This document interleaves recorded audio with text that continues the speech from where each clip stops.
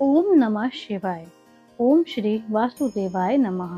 स्वागत है आपका हमारे चैनल श्री वचन में। आज हम कार्तिक महात्म में अध्याय 4 की कहानी बताने जा रहे हैं।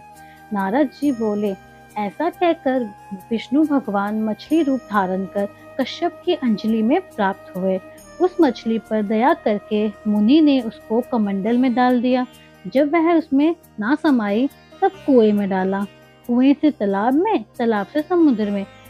तब मत्स्य रूपधारी भगवान शंखासुर को मारते हुए और अपने हाथ में दबाकर बद्रीवीन को गए और वहां सब ऋषियों को बुलाकर भगवान बोले कि जल के भीतर वेद निमग्न हो गए हैं, तुम उन्हें ढूंढो और शीघ्रता पूर्वक जल में से निकालकर रहस्य समेत ले आओ। जब मैं सब देवताओं समेत प्रयाग में निवास करूंगा। नारद जी बोले, तब तपोवली उन मुनियों ने बीज और यज्ञ मंत्रों सहित वेदों का उद्धार किया। उन ऋषियों में से जिसने जो निकाला वह भाग उसी ऋषि के नाम से प्रसिद्ध हुआ।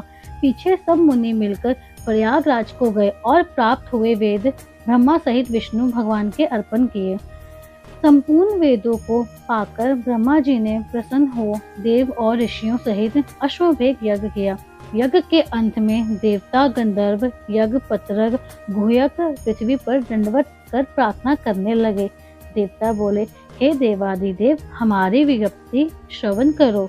यह हमारी प्रसन्नता का स्थान है, इसे तुम वरदान दो। हे रमापते, इन ब्रह्मा जी ने इन स्थानों में नष्ट हुए वेद फिर पाए और हमने यज्ञ के भाग प्राप्त किए, इसलिए आपके प्रसाद से यह स्थान पृथ्वी में अत्यंत श्रेष्ठ हो और पुण्य देने वाला हो, और यह महीना भी ब्रह्म हत्या आदि को दूर कर अक्षय फल देने वाला हो। श्री विष्णु बोले, हे देवताओं, जो बात तुमने कही है यही मुझे भी अभीष्ट है, तो ऐसा ही होगा। यह ब्रह्मक्षेम नाम से सबको सुलभ होगा। सूर्यवंशी राजा भागीरथ यहाँ गंगा जी को लाएंगे और इस जगह पर सूर्य की पुत्री यमुना जी का संगम होगा। जो पुरुष अपने पितृश्वरों को यहाँ श्राद्ध करेंगे, उनके पितृगण मेरे स्वरूप को धारण करेंगे।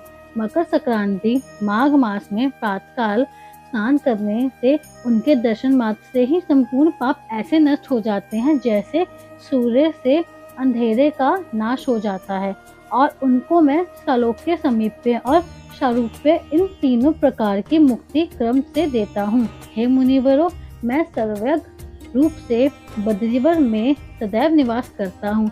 जो फल और स्थान 100 वर्ष में मिलता है वह तुमको वहाँ एक दिन में ही प्राप्त होवेगा। उस स्थान के दर्शन करने वाले मनुष्य जीवन मुक्त हो जाते हैं। सूत जी बोले, विष्णु देवताओं से ऐसा कहकर ब्रह्मा जी सहित वहीं अंतर ध्यान हो गए और इंद्रादिक देवता भी अंशों से यहाँ रहकर अंतर ध्यान हो गए।